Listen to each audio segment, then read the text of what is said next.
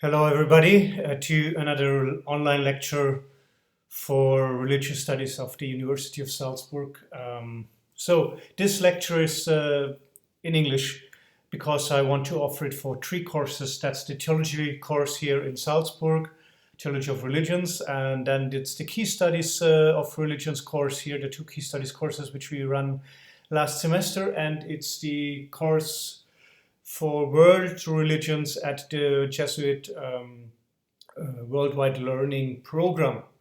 So because we are in special times, the times of Corona, I want to share with you and also use this knowledge for how religions actually can respond to crisis in sharing with you some insights which the spiritual tradition offer in retreat situations. So usually, of course, retreat situations are situations where people withdraw in order to find themselves, to get a new idea for their life, to find God, to get enlightenment, whatever. All or very many religions have this kind of resources. They're quite similar. At least we can compare them with each other, and I want to share these resources because Corona forces many people now to stay at home more than they used to, and maybe they find themselves in situations which we can call quite similar to what a retreat situation is. Interesting enough, it's the month of Lent, so it's Lenten time, which for Christians is a retreat time anyway. We will see what we can make out of this. Again, I have to teach here with no audience, and so it's very unusual for me. Please forgive any mistakes you will find. So first, the spiritual resources of retreat for Corona times. Retreat and the knowledge to deal with its challenges in the religions of the world. Most religions, as I said, have the idea of a retreat. We will find this in Sufism in Islam, we find it in Christianity, the hermit monks, even the word monks, monachos, means to be alone. A monastery is the idea that you can live alone in a community. And we have the same idea with in Buddhism and, of course, in Hinduism, in Jainism. Many local religions share this idea as well, that you retreat for certain times. Interesting enough, most traditions also structure and use this retreat in times where you go from one phase in your lifetime to another. So from childhood to adulthood, from unmarried to married, from being a lay person to be a monk, from being a temporary monk to be a full-time, lifetime monk. Now we are facing a crisis which forces us all to retreat. We didn't choose it, which is then quite different from religious retreats, of course. And so we have to find out, can we apply all these ideas? I'm not saying that we necessarily can apply, but there might be a chance that it will help. So let's see what religions have to offer. The first interesting idea what religions say is structure your day. We know this, for example, from Christianity. You can hear the bells ring for prayer when usually the community or the monks or also single people, if they work on the field, would stop and say a short prayer. The prayers are different to tradition, very often the psalms or a song. So if you feel somehow close to Christianity, you might structure your day by just sing a song you like, and it might be religious or it might be some text. So you can use that. If you're secular, even in secular times, we have breaks, and these breaks breaks in the day are some sort of wisdom which maybe came also from religious using breaks or interruptions, which is one of the fascinating definitions of religion, interrupt. So we are interrupted at the moment with our normal life, and what we can do is to structure our day. As I said, Christians do it with we hear the bells ring. If you live in a Christian area, if you live in a Muslim area, you anyway will hear the Imam calling for prayer. It's very interesting that the Muslims around the world were the first to close their mosques because of the close body contact during the prayer. Many Christian churches do the same and say you can pray from home, you can online follow the services, and as well do other religions. So even if in your religious community there is a necessity to be in a communion with others, you can do that while you're at home, either online, or if you don't have good possibilities online, you can do it in your thoughts. And that is something which many religions call sharing or being communion in spirit. The spirit, a Christian word by origin, but now used by so many world religions, is something which unites. That's what many religions teach. They unite people, and you can share your thoughts and share your structures. Even if you live alone, you can share this structure with a good friend and, for example, say, okay, let's phone every this and this time of the day, let's have meals this and this time. And so you can create a kind of a lived community, which are in the religions already existing. For example, if you go to a Benedictine or to a Buddhist monastery in one country from the same order or congregation, and you go in another country, you will feel somehow at home because they use very often the same structure. So one very interesting wisdom which many religions share and spiritual resources have is structure your day if you have to retreat. The second is find really good rituals. Many traditions, they have old rituals, how to structure. So, for example, a short prayer before the meal, or do not watch your mobile phone meanwhile you are cooking or eating. Be silent during the meals. I'm not saying we should be silent in these Corona times, but this is something what sometimes religious communities do. But instead of being silent, we could learn to listen to the others more attentively. That might be a good idea, which religions have to share. You can also be creative to find your own rituals. I'll share one I learned from the kindergarten of my kids. They brought home that washing your hands in Corona times means singing twice happy birthday. So now in our house we hear so often happy birthday. And I smile because it's a new ritual, sing twice happy birthday during washing your hands. And it makes fun into the serious time. So this is something we can learn from the kindergarten, but also religions do that. They create songs, they create things you do in order to have a very good structure. For example, in terms of meals, in terms of what you cook. If you feel that a lot of feelings come up and you have a lot of fears, for example, in the Asian world, they reduce what they call hot food, like garlic or onion and meat. Not saying that you have to become vegetarian because of Corona, but you can reduce a little bit that, and it might turn out that it helps you. That's at least what Asian religions sometimes say. Celebrate the moment. Easy to say, hard to do in these times when the news are all floating us with Corona news every moment. But religions, as more crisis hits, as more they stick to the point. You can find this when you read the moment crisis of people. For example, in Jesus' life, in Buddha's life, in Mohammed's life, whenever crisis hits, and also many so-called saints, wise people, they reduce their focus to the moment. It does not mean that we don't have to plan. Of course, we should all listen to the news and stay tuned in what is happening in the world. But then there is a time of the day when you say, okay, for the next 2 hours, I know everything. I know what is the moment situation, and I can focus on a special other thing, which can change my spirit into something positive. How do religions teach to celebrate the moment?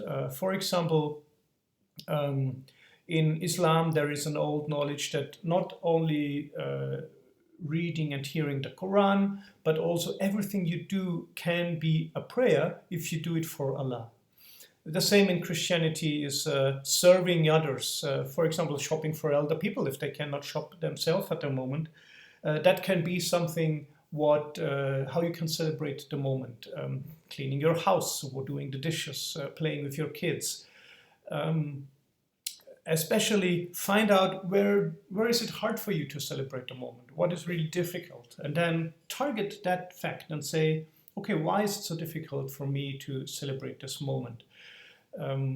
In Buddhism and many other religions, for example, meditation techniques are used to focus. A very common one, and we have this in Hinduism and Buddhism, Christianity, Islam and others, is watch your breath and watch breathing in and breathing out. So you can do that not only in a certain time, let's say you give yourself 5 minutes, but you can always come back to your breath.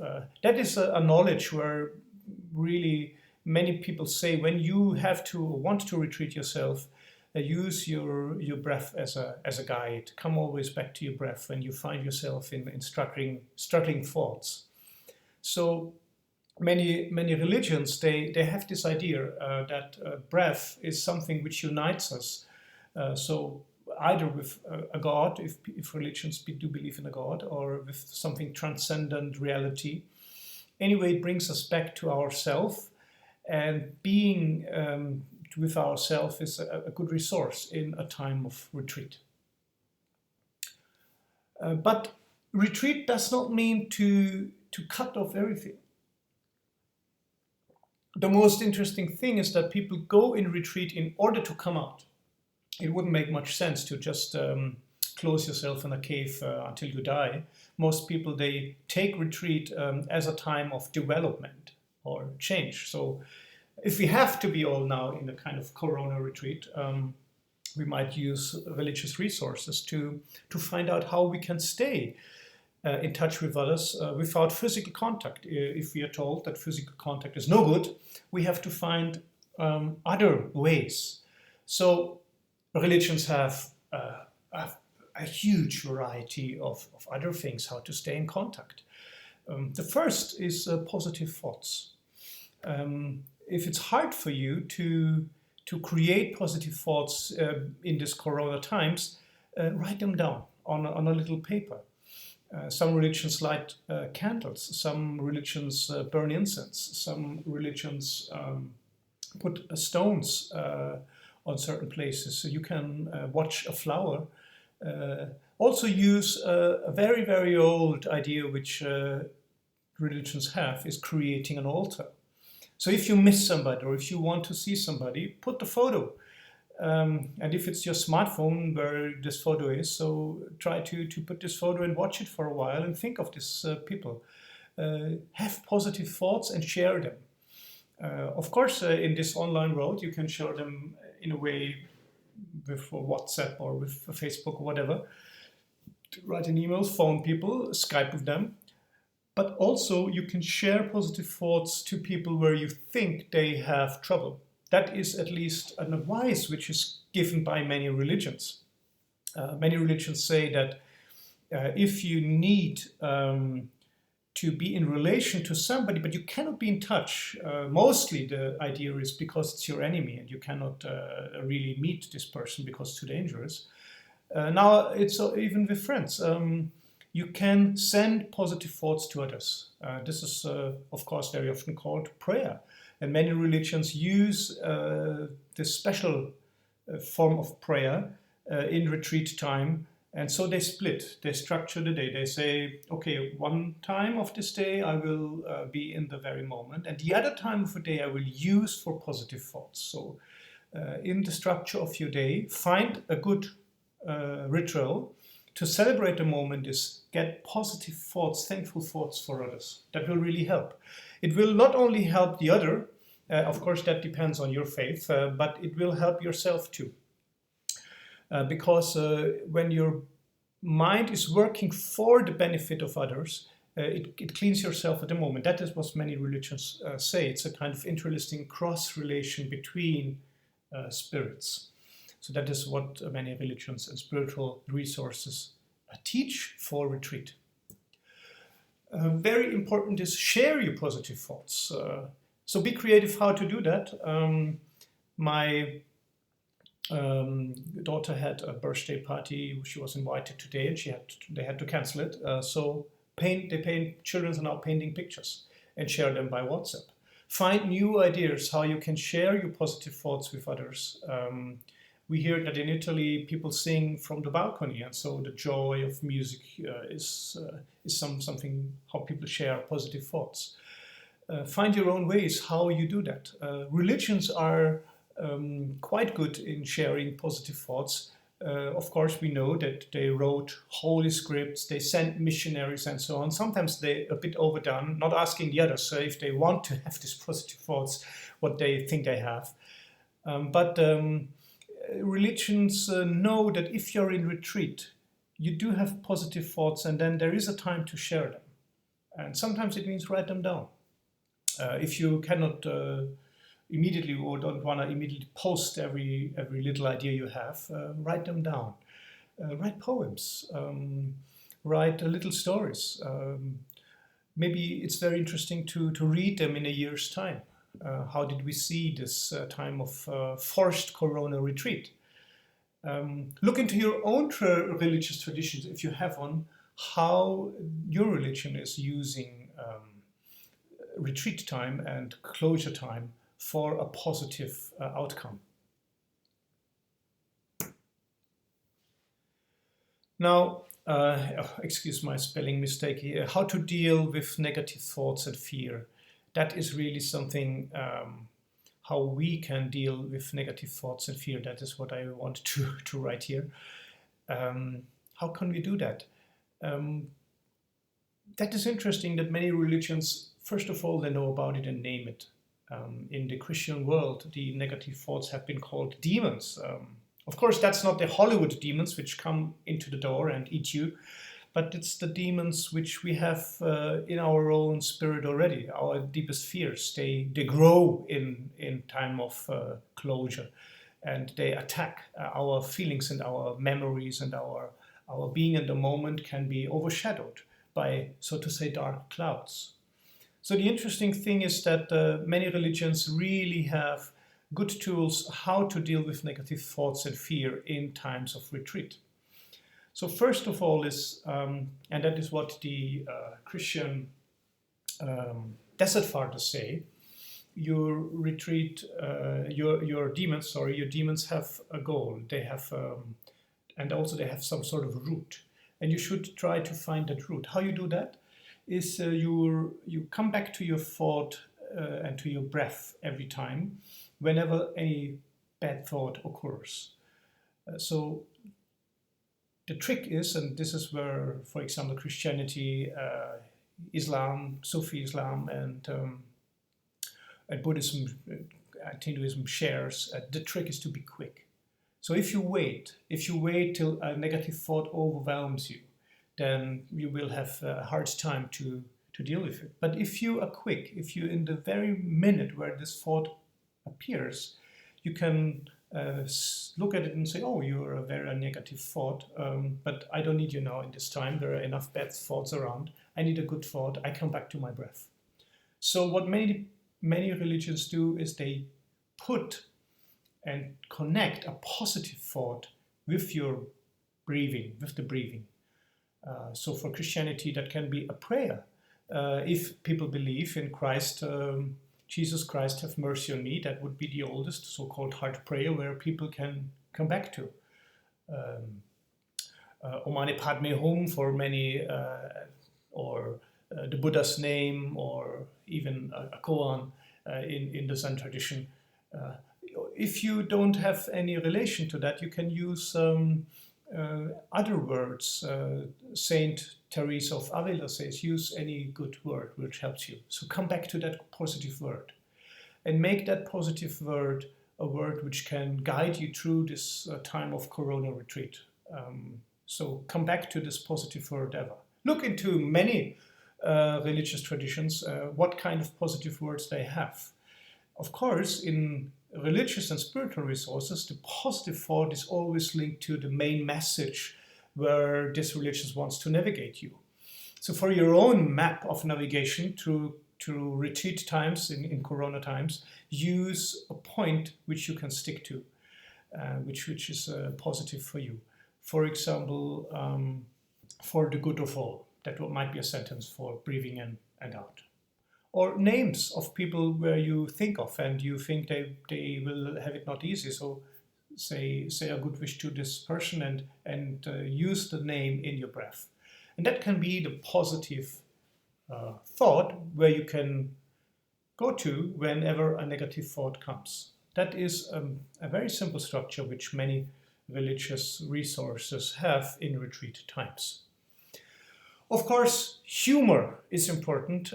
So sometimes we are not having the same humor, but we have to allow people to have humor. So singing from the balcony, having small concerts, sing a song and share it with WhatsApp, use jokes and be mild to people if they don't understand your humor or if you're doing wrong. But try humor. Humor is a good thing. And of course, look for the best. The best is that even in these times of crisis, we do have resources. Spiritual resources are some of them. Of course, healthcare resources, political resources, social resources are others. And it's good that we can all help together and feel that togetherness, even we have to be alone. That is a kind of a very interesting thing, that in being separated in order not to help coronavirus to spread, in being separated, we understand that we are connected as a human race. And of course, with the rest of the universe, if you might say so. So that is a spiritual resource which many religions share if you have to go in retreat. If you are alone in retreat, it means you are connected with your community. So it's interesting that these religious resources, which are meant for single prayer, might have some ideas which can help us. So, and at the final end, find your own best navigation for this time. Maybe write it down. Write your own good ideas down. This is what all religions did. If something worked, they wrote it down and they made it a script to share with others. This is maybe the most interesting thing of religious traditions, is that they use experience and share it in order to help. We have not much experience with Corona, but we have a lot of experience in how to learn to live alone for a while. And that experience religions can share. Just watch out for it. And so even if religion not always have brought peace in all areas of the world, and they have quite destructive powers also within them, religions and spiritual resources also do have knowledge to share with times of retreat, either chosen ones or forced ones like this one. So stay in touch with this other and be responsible for the community. So if your government or people around you giving a good advice like expert for viruses, you should really stick to that. And then if negative thoughts and fear come, try to use the idea of religions to come back to the positive thought which you carry in you. So you have to look for that thought and write it down, nail it down in the way that you can come back to it.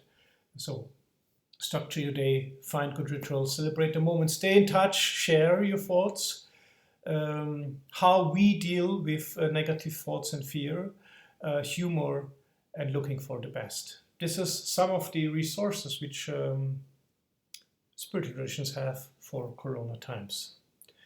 Thank you.